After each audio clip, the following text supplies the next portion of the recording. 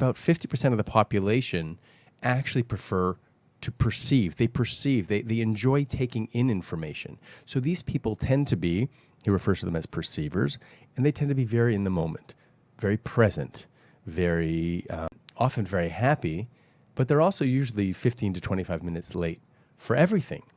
And whereas judgers are very on time, they tend to be very stressed, often very structured, very analytical, and there are some very stark differences between the two.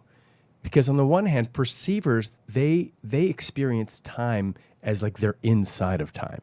So it's not something that they can manipulate very well. It's not something they structure very well. But they have a high priority on feeling good. They have a high priority on structure in their inner world.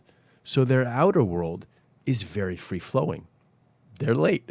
They show up late. So you make a meeting with a perceiver, and they're always 15 minutes late or 25 minutes late, and you're like, it's really offensive. Like, I'm on time, and I got dressed, and I rushed here. What's your problem? So the judger is always, embarrassed, and not embarrassed, is insulted.